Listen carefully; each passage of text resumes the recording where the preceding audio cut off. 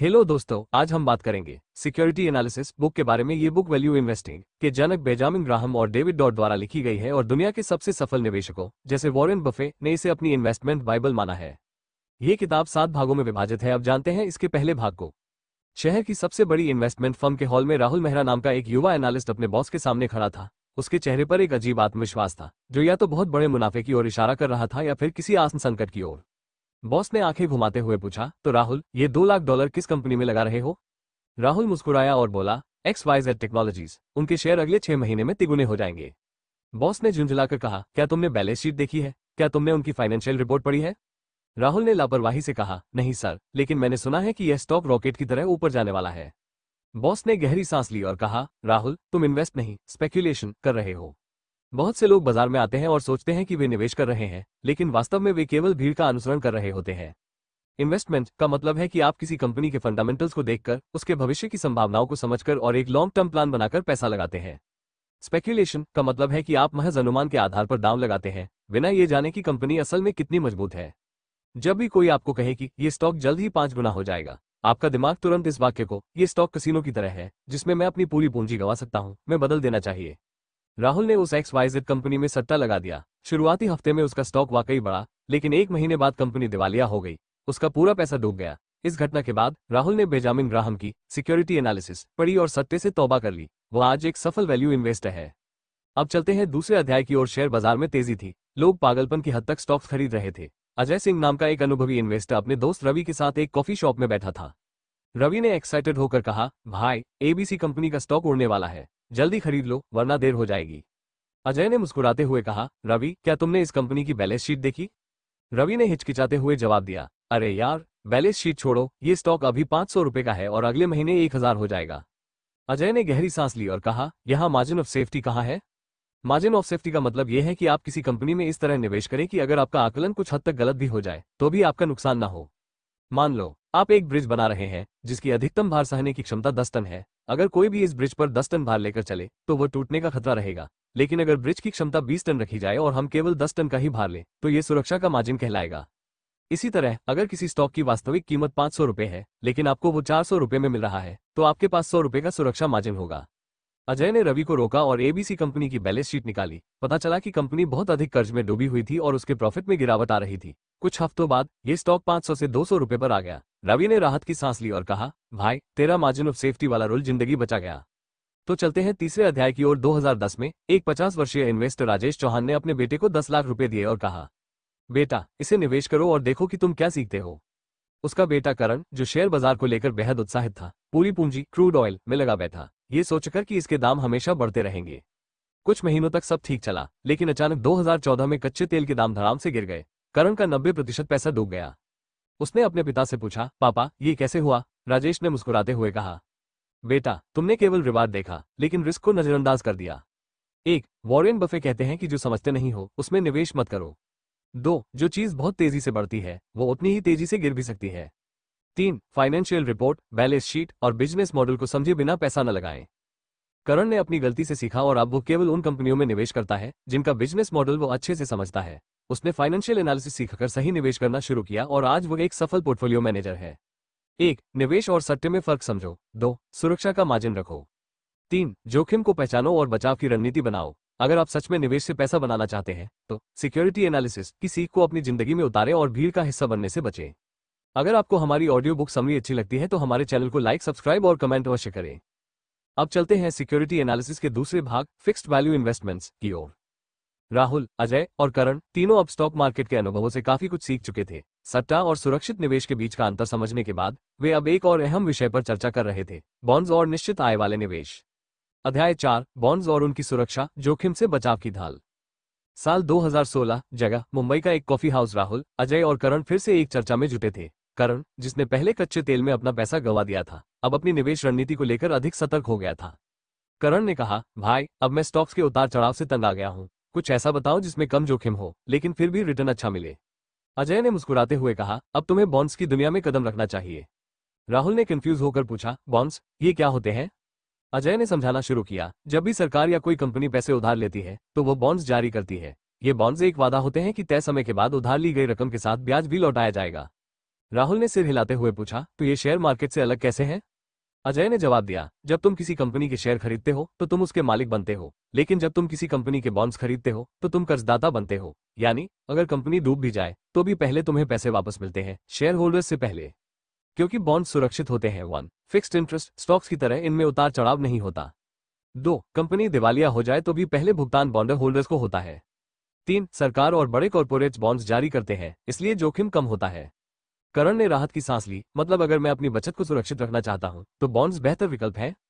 अजय ने सिर हिलाया, बिल्कुल, लेकिन सभी बॉन्ड्स एक जैसे नहीं होते, अब ये समझो।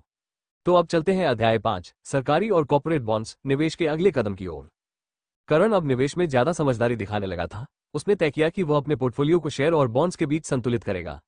लेकिन सवाल था, गवर्नमेंट बॉन्ड्स या कॉर्पोरेट बॉन्ड्स? राहुल ने पूछा, सरकारी और कॉर्पोरेट बॉन्ड्स में क्या अंतर है? अजय ने समझाया, जब सरकार को पैसे की जरूरत होती है तो वो सरकारी बॉन्ड्स जारी करती है। इनका सबसे बड़ा फायदा यह है कि सरकार का दिवालिया होना लगभग असंभव है, इसलिए इनमें जोखिम सबसे कम होता है। करण ने मुस्कुराकर कहा, तो इसका मतलब सरकार से उधार देना सबसे सुरक्षित निवेश है? अजय ने सिर हिलाया, हाँ, लेकिन इनका ब्याज दर, इंटरेस्ट रेट थोड़ा कम होता है। यानी सुरक्षा तो है लेकिन रिटर्न कम मिलेगा। कॉर्पोरेट बॉन्ड्स, ज्यादा रिटर्न, ज्यादा जोखिम। अब राहुल ने पूछा, तो फिर लोग कॉर्पोरेट बॉन्ड्स में क्यों निवेश करते हैं? अजय ने जवाब दिया, क्योंकि इनका ब्याज सरकारी बॉन्ड से ज्यादा होता है, लेकिन इसके साथ थोड़ा जोखिम भी होता है, क्योंकि अगर कंपनी अच्छा प्रदर्शन नहीं करती तो वो बॉन्ड्स पर ब्याज देने में देरी कर सकती है। करण ने गहरी सांस लेते हुए कहा, मतलब ज्यादा ब्याज चाहिए तो थोड़ा जोखिम भी उठाना पड़ेगा? अजय ने हंसते हुए कहा, बिल्कुल, यही फाइनेंस की दुनिया का नियम है, कम जोखिम कम रिटर्न, ज्यादा जोखिम ज्यादा रिटर्न। तो अब चलते हैं अध्याय 6, बॉन्ड्स के मूल्यांकन के सिद्धांत की ओर, कि सही बॉन्ड कैसे चुने। अब तक करण को समझ आ गया था कि बॉन्ड्स में निवेश करना एक समझदारी भरा फैसला है, लेकिन उसने सवाल किया, अगर मैं बॉन्ड्स खरीदना चाहूं तो सबसे अच्छे बॉन्ड्स कैसे चुनूं? अजय ने कहा, इसके लिए तुम्हें 3 चीजें देखनी होंगी। 1 credit rating, triple A rating वाले बॉन्ड्स सबसे सुरक्षित होते हैं। बीबी या उससे नीचे की रेटिंग वाले बॉन्ड्स ज्यादा जोखिम भरे होते हैं। 2 इंटरेस्ट रेट, सरकारी बॉन्ड्स में ब्याज कम मिलेगा लेकिन सुरक्षा ज्यादा होगी। कॉर्पोरेट बॉन्ड्स में ब्याज ज्यादा होगा लेकिन जोखिम भी बढ़ेगा। 3 maturity period, short term bonds 1 से 5 साल, जल्दी रिटर्न मिलता है लेकिन ब्याज कम होता है।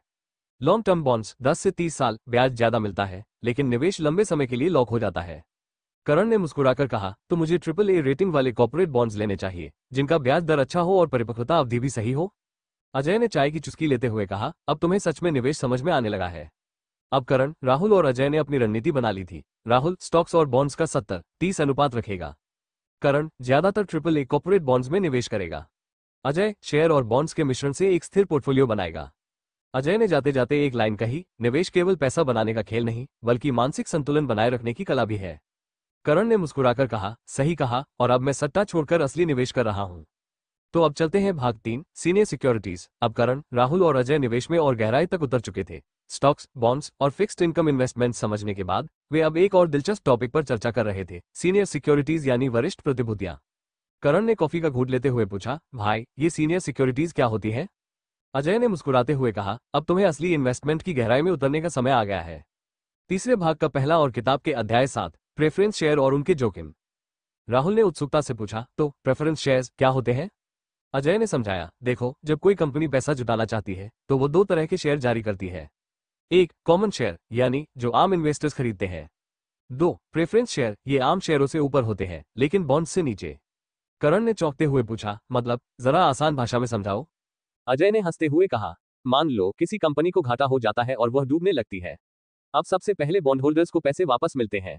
उसके बाद अगर कुछ बचा तो प्रेफरेंस शेयर होल्डर्स को मिलेगा, और सबसे आखिर में अगर कुछ रह गया तो कॉमन शेयर होल्डर्स को मिलेगा।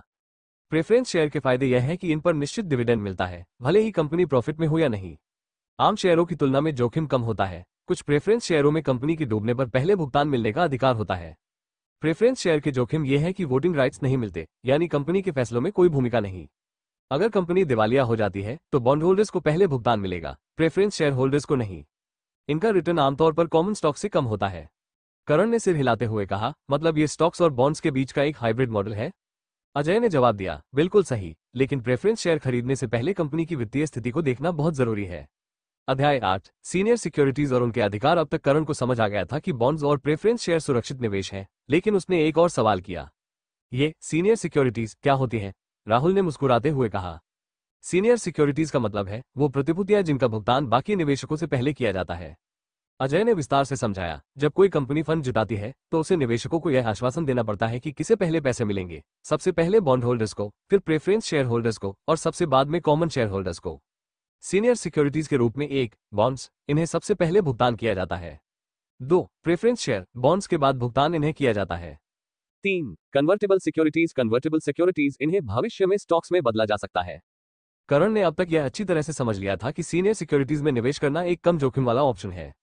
अध्याय 9 विशेष मामलों में निवेश, जब अवसर छिपे होते हैं। अजय ने अब एक दिलचस्प टॉपिक छेड़ा, स्पेशल सिचुएशंस इन्वेस्टिंग।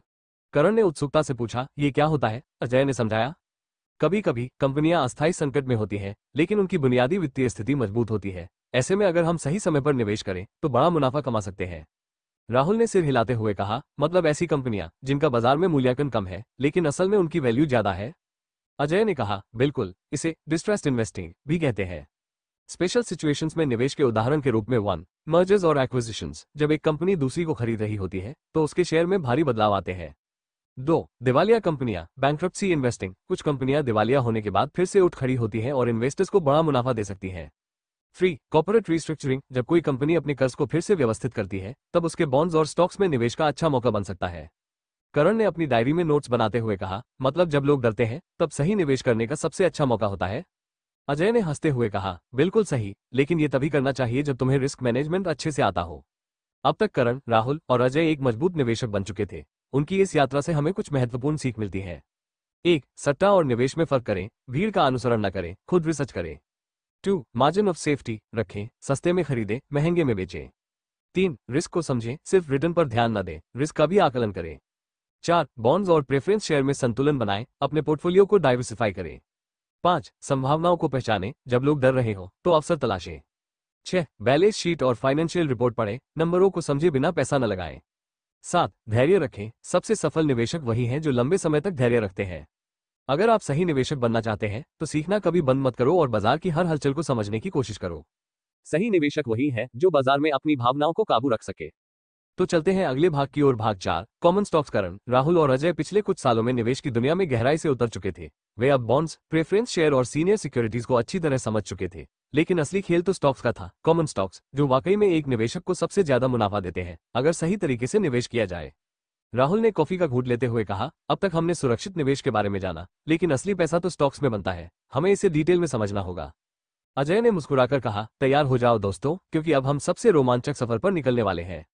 अध्याय 10 एनालिसिस ऑफ कॉमन स्टॉक्स। करण ने उत्सुकता से पूछा, तो कॉमन स्टॉक्स क्या होते हैं? अजय ने समझाया, जब आप किसी कंपनी के शेयर खरीदते हैं तो आप उस कंपनी के मालिक बन जाते हैं। इसका मतलब यह हुआ कि अगर कंपनी मुनाफा कमाती है तो आपको भी उसका फायदा मिलेगा, लेकिन अगर कंपनी घाटे में जाती है तो आपकी पूंजी भी डूब सकती है। राहुल ने सिर हिलाते हुए कहा, यानी शेयर मार्केट में पैसा बनाना आसान नहीं है, यहाँ रिस्क भी ज्यादा है? अजय ने हंसते हुए जवाब दिया, बिल्कुल, लेकिन अगर सही कंपनियों को पहचाना जाए तो शेयर बाजार सबसे ज्यादा रिटर्न देने वाली जगह बन सकता है। शेयर का एनालिसिस कैसे करें? 1 बैलेंस शीट एनालिसिस, डेट और कैश रिजर्व्स की तुलना करें, कंपनी की संपत्तियों और देनदारियों को समझें। 2 इनकम स्टेटमेंट देखें, इनकम स्टेटमेंट एनालिसिस, कंपनी का नेट प्रॉफिट और रेवेन्यू ग्रोथ देखें, पिछले 5-10 सालों का ट्रेंड समझें। 3 कैश फ्लो स्टेटमेंट को समझें, कैश फ्लो एनालिसिस, अगर कंपनी का कैश फ्लो पॉजिटिव है तो यह एक अच्छा संकेत है।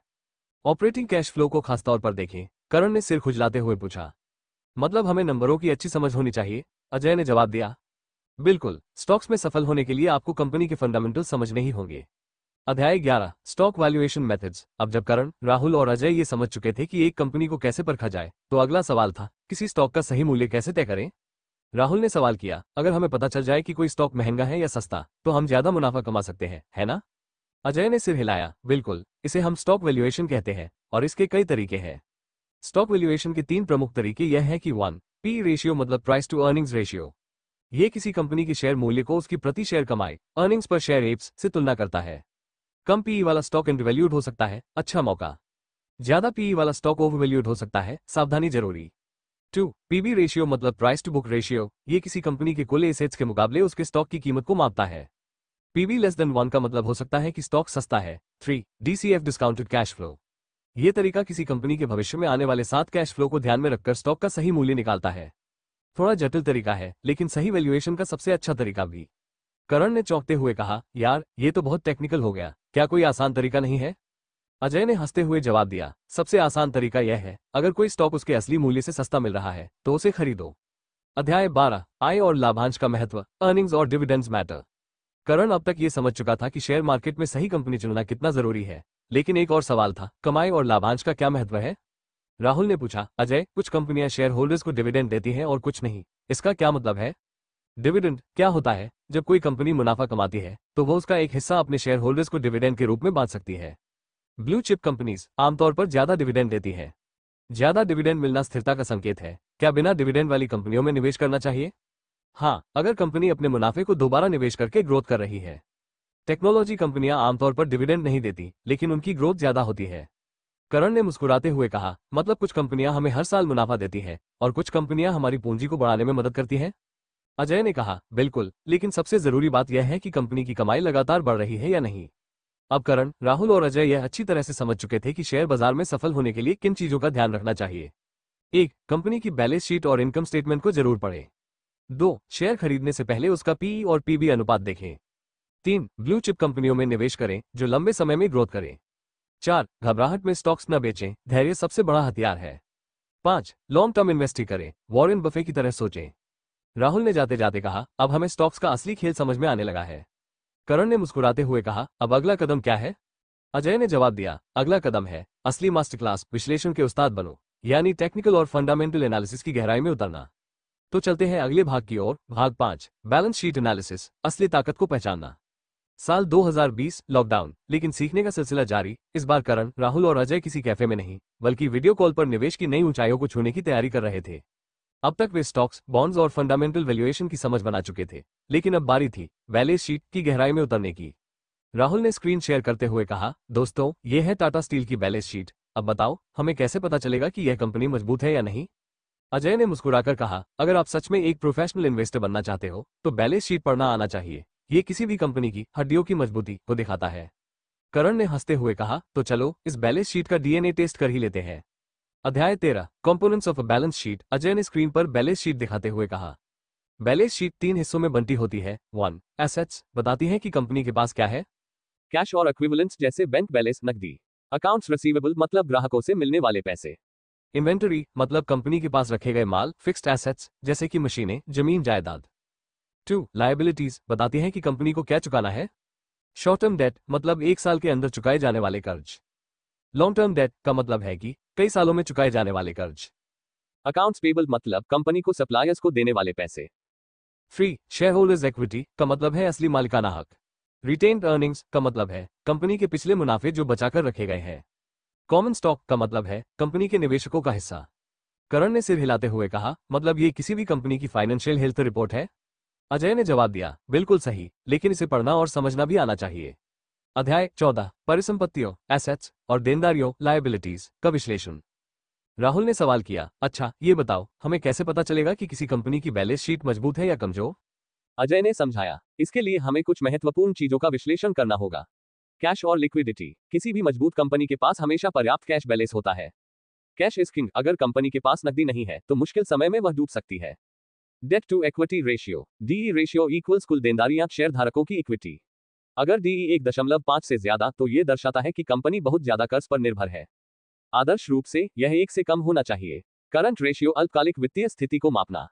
करंट रेशियो इक्वल्स चालू परिसंपत्तियां, चालू देनदारियां। अगर यह 1.5 से ज्यादा है तो कंपनी सुरक्षित है। अगर यह 1 से कम है तो यह खतरे की घंटी हो सकती है। करण ने पूछा, तो हमें सिर्फ उन्हीं कंपनियों में निवेश करना चाहिए जिनकी बैलेंस शीट मजबूत हो? अजय ने जवाब दिया, बिल्कुल, वॉरेन बफे भी हमेशा मजबूत बैलेंस शीट वाली कंपनियों को ही चुनते हैं। अध्याय 15, कंपनियों की वित्तीय स्थिति का मूल्यांकन, इवैल्यूएटिंग अ कंपनीज फाइनेंशियल हेल्थ। अब करण, राहुल और अजय बैलेंस शीट को समझने लगे थे, लेकिन असली सवाल था कैसे तय करें कि कोई कंपनी निवेश के लायक है या नहीं। अजय ने कहा, इसके लिए हमें कुछ खास संकेतकों को देखना होगा। 1. कंसिस्टेंट अर्निंग्स, पिछले 5-10 सालों में अगर कंपनी की कमाई लगातार बढ़ी है तो यह अच्छा संकेत है। 2. डिविडेंड पेआउट्स, मजबूत कंपनियां अपने निवेशकों को नियमित रूप से लाभांश देती हैं। अगर कोई कंपनी हर साल डिविडेंड बढ़ा रही है तो यह अच्छा संकेत है। 3. डेट लेवल्स, अगर कोई कंपनी बहुत ज्यादा कर्ज लेकर काम कर रही है तो यह खतरे का संकेत हो सकता है। हमेशा कम ऋण वाली कंपनियों को प्राथमिकता दें। 4. नकदी प्रवाह, कैश फ्लो स्टेटमेंट, अगर कंपनी का ऑपरेटिंग कैश फ्लो पॉजिटिव है तो यह दर्शाता है कि कंपनी असल में पैसा कमा रही है। कैश फ्लो निगेटिव होने पर सतर्क रहें। अब तक करण, राहुल और अजय बैलेंस शीट को परखने की कला सीख चुके थे। अब बारी थी इसे असल निवेश में लागू करने की। 1. हमेशा कंपनी की बैलेंस शीट को ध्यान से पढ़ें। 2. ज्यादा कर्ज वाली कंपनियों से दूर रहें। 3. स्थिर कमाई और मजबूत नकदी प्रवाह वाली कंपनियों को प्राथमिकता दें। 4. लॉन्ग टर्म इन्वेस्टिंग करें क्योंकि असली पैसा धैर्य में है। 5. नकदी ही असली ताकत है, कंपनियों के कैश बैलेंस पर ध्यान दें। करण ने जाते जाते कहा, भाई अब बैलेंस शीट पढ़ना तो आ गया, लेकिन क्या अगला टॉपिक और भी गहरा होगा? अजय ने मुस्कुराते हुए जवाब दिया, अब हम सबसे महत्वपूर्ण चीज पर चर्चा करेंगे, इनकम स्टेटमेंट, यानी किसी कंपनी की असली कमाई का विश्लेषण। तो चलते हैं अगले भाग की ओर। भाग 6, एनालिसिस ऑफ इनकम स्टेटमेंट्स, असली मुनाफा कहां छिपा है। साल 2021 नए बाजार की नई सीख। करण, राहुल और अजय अब तक निवेश की दुनिया में एक लंबा सफर तय कर चुके थे। बैलेंस शीट को समझने के बाद वे कंपनियों की वित्तीय ताकत को परखना सीख चुके थे, लेकिन एक सवाल अभी भी बाकी था। क्या कोई कंपनी सच में पैसा कमा रही है या सिर्फ दिखावा कर रही है? इसका जवाब छुपा था इनकम स्टेटमेंट में। राहुल ने एक्साइटमेंट में कहा, अब हमें कंपनियों की असली कमाई और उसके पीछे की सच्चाई को समझना होगा। अजय ने मुस्कुराते हुए कहा, तो चलो इस बार हम किसी कंपनी की इनकम स्टेटमेंट को डिकोड करते हैं। अध्याय 16, प्रॉफिट और लॉस स्टेटमेंट एनालिसिस। करण ने स्क्रीन पर एक कंपनी का इनकम स्टेटमेंट दिखाया और पूछा, इसमें क्या देखा जाए? अजय ने समझाते हुए कहा, इनकम स्टेटमेंट हमें बताता है कि कोई कंपनी कितना कमाती है, कितना खर्च करती है और आखिर में उसका असली मुनाफा कितना है। राहुल ने मजाक में कहा, मतलब ये किसी कंपनी की तनख्वाह की स्लिप जैसी है। अजय ने हंसते हुए कहा, बिल्कुल सही, लेकिन असली खेल इसे सही से पढ़ने में है। इनकम स्टेटमेंट के 3 प्रमुख घटक होते हैं। 1. राजस्व, रेवेन्यू या सेल्स। ये कंपनी की कुल कमाई होती है। अगर साल दर साल रेवेन्यू बढ़ रहा है तो यह अच्छा संकेत है। 2. शुद्ध आय, नेट इनकम, असली मुनाफा। ये कंपनी का असली बचा हुआ पैसा होता है। अगर नेट इनकम लगातार बढ़ रही है तो यह मजबूत कंपनी का संकेत है। 3. लाभ मार्जिन, प्रॉफिट मार्जिन, कमाई की ताकत। प्रॉफिट मार्जिन ज्यादा होने का मतलब है कि कंपनी खर्च कंट्रोल कर रही है और ज्यादा मुनाफा बना रही है। करण ने सिर हिलाते हुए कहा, मतलब हमें सिर्फ ये देखना चाहिए कि नेट प्रॉफिट लगातार बढ़ रहा है? अजय ने मुस्कुराते हुए जवाब दिया, इतना आसान नहीं है दोस्त, कई कंपनियां खेल भी कर सकती हैं। अध्याय 17, अर्निंग स्टेबिलिटी एनालिसिस। राहुल ने गंभीर स्वर में पूछा, मतलब कंपनियां अपने मुनाफे को बढ़ा चढ़ाकर दिखा सकती हैं? अजय ने जवाब दिया, बिल्कुल, और इसीलिए हमें यह देखना होता है कि कंपनी की कमाई कितनी स्थिर और सच्ची है। आय की स्थिरता को परखने के 3 तरीके होते हैं। 1. क्या कंपनी की कमाई साल दर साल बढ़ रही है? अगर कंपनी की कमाई स्थिर रूप से बढ़ रही है तो यह अच्छा संकेत है। अगर किसी कंपनी की कमाई कभी बहुत ज्यादा और कभी बहुत कम हो रही है तो यह खतरे की घंटी हो सकती है। 2. क्या कमाई सिर्फ एक बार के मुनाफे पर टिकी है? कुछ कंपनियां अपनी प्रॉपर्टी बेचकर, टैक्स क्रेडिट से या सरकारी सब्सिडी से अचानक बड़ा मुनाफा दिखा सकती है, लेकिन ये कमाई स्थायी नहीं होती। हमेशा कोर बिजनेस इनकम को देखें, न कि सिर्फ अस्थायी मुनाफे को। 3. क्या कंपनी की कमाई ज्यादा कर्ज लेने से बढ़ रही है? अगर कोई कंपनी बहुत ज्यादा कर्ज लेकर मुनाफा बढ़ा रही है तो यह अस्थायी हो सकता है। हमेशा लो डेट और कैश रिच कंपनियों को प्राथमिकता दें। करण ने सवाल किया, तो हमें ऐसी कंपनियों से बचना चाहिए जिनका मुनाफा स्थायी नहीं है? अजय ने जवाब दिया, बिल्कुल, क्योंकि असली पैसा उन कंपनियों में है जो लगातार मुनाफा कमा रही है। अगला अध्याय, quality of earnings analysis. Rahul ने कहा, कई कंपनियां प्रॉफिट दिखाती हैं, लेकिन असल में उनके पास कैश नहीं होता। अजय ने जवाब दिया, बिल्कुल सही, और इसीलिए हमें मुनाफे की गुणवत्ता का आकलन करना चाहिए। अच्छी गुणवत्ता वाले मुनाफे की पहचान कैसे करें? 1. Cash flow vs net profit को देखें। अगर कंपनी का नेट प्रॉफिट बढ़ रहा है लेकिन कैश फ्लो घट रहा है तो यह संदेहजनक है। मजबूत कंपनियों में कैश फ्लो और नेट प्रॉफिट दोनों का ग्रोथ समान रूप से होता है। 2. उच्च लाभ मार्जिन वाली कंपनियों को प्राथमिकता दें। अगर किसी कंपनी का नेट प्रॉफिट मार्जिन लगातार बढ़ रहा है तो इसका मतलब है कि वो अपने खर्चों को कंट्रोल कर रही है। आमतौर पर 15% से ज्यादा नेट प्रॉफिट मार्जिन अच्छी कंपनियों का संकेत होता है। 3. क्या मुनाफे में एक बार का लाभ छिपा है? अगर किसी कंपनी का मुनाफा सिर्फ एसेट बेचकर या टैक्स सेविंग के कारण बढ़ा है तो यह स्थायी नहीं है। हमेशा कोर बिजनेस प्रॉफिट पर ध्यान दें। अब तक करण, राहुल और अजय ये सीख चुके थे कि कंपनियों की कमाई की सच्चाई को कैसे परखा जाए। 1. हमेशा कंपनी की इनकम स्टेटमेंट को ध्यान से पढ़ें। 2. सिर्फ ज्यादा मुनाफा देखने के बजाय उसकी स्थिरता को समझें। 3. उन कंपनियों में निवेश करें जिनका कैश फ्लो मजबूत है। 4. एक बार के मुनाफे वाले बिजनेस मॉडल से बचें। 5. लगातार बढ़ने वाले नेट प्रॉफिट और प्रॉफिट मार्जिन पर ध्यान दें। करण ने जाते जाते कहा, अब तो सच में समझ में आ गया कि स्टॉक्स में पैसा बनाना सिर्फ न्यूज देखकर नहीं हो सकता। राहुल ने मुस्कुराते हुए कहा, अब मैं किसी भी कंपनी के मुनाफे को डिकोड कर सकता हूं। अजय ने कहा, अगला टॉपिक सबसे जरूरी है, कैश फ्लो, यानी किसी कंपनी की असली ताकत को पहचानना। भाग 7, प्रिंसिपल्स ऑफ सिक्योरिटी एनालिसिस, समझदार निवेशक का सफर। साल 2022, बाजार में हलचल और सीखने की नई ऊंचाइयां। अब तक करण, राहुल और अजय ने निवेश की बारीकियों को काफी हद तक समझ लिया था। बैलेंस शीट, इनकम स्टेटमेंट और कैश फ्लो के गहरे विश्लेषण के बाद वे ये जानने लगे थे कि कौन सी कंपनी असल में मजबूत है और कौन सिर्फ दिखावा कर रही है। लेकिन अब एक और महत्वपूर्ण सवाल था, बाजार के उतार चढ़ाव से बचते हुए एक समझदार निवेशक कैसे बना जाए। राहुल ने कहा, भाई अब तो हमें यह सीखना है कि महान निवेशक कैसे सोचते हैं। अजय ने मुस्कुराते हुए कहा, तो फिर आज हम निवेश की सुरक्षा और दीर्घकालिक रणनीतियों के सिद्धांतों को सीखेंगे। अध्याय 19, प्रैक्टिकल गाइड टू इन्वेस्टिंग। करण ने एक पुराने अखबार की हेडलाइन दिखाते हुए कहा, साल 2008 स्टॉक मार्केट क्रैश, निवेशकों के अरबों रुपये डूबे। राहुल ने हंसते हुए कहा, और फिर 2010 में वही शेयर नए रिकॉर्ड पर पहुंच गए। अजय ने समझाते हुए कहा, यही सीख है, शेयर बाजार में डर और लालच दोनों को काबू में रखना जरूरी है। एक समझदार निवेशक के लिए जरूरी 5 नियम होते हैं। 1, मार्जिन ऑफ सेफ्टी को अपनाएं। हमेशा उस कीमत पर खरीदें जहां आपको निवेश में सुरक्षा मिले। वॉरेन बफे कहते हैं, हर स्टॉक की कीमत और उसकी वैल्यू में अंतर होता है, आपको कीमत से ज्यादा वैल्यू पर ध्यान देना चाहिए। 2, वैल्यू इन्वेस्टिंग को अपनाएं। Value investing is king. ऐसी कंपनियों में निवेश करें जो मजबूत बैलेंस शीट, स्थिर कमाई और कम कर्ज रखती हैं। बाजार में शॉर्ट टर्म उतार चढ़ाव से न डरें, बल्कि दीर्घकालिक सोचें। 3, बिजनेस को समझकर निवेश करें। बेंजामिन ग्राहम कहते थे, अगर आप किसी कंपनी के बिजनेस मॉडल को नहीं समझ सकते तो उसमें निवेश न करें। टेक्निकल चार्ट के बजाय फंडामेंटल्स को समझें। 4, भावनाओं से ऊपर उठें। कंट्रोल योर इमोशंस, फियर और ग्रीड। बाजार में डर और लालच निवेशकों को सबसे ज्यादा नुकसान पहुंचाते हैं। जब बाजार गिर रहा हो तो अच्छे स्टॉक्स खरीदें, और जब बाजार बूम कर रहा हो तो लालच से बचें। 5, लॉन्ग टर्म सोचें। Think long term, not short term. धैर्य ही असली कुंजी है। अगर आपने सही कंपनियों का चयन किया है तो समय आपके पक्ष में काम करेगा। बाजार के छोटे उतार चढ़ाव को इग्नोर करें और कम से कम 5-10 साल का नजरिया रखें।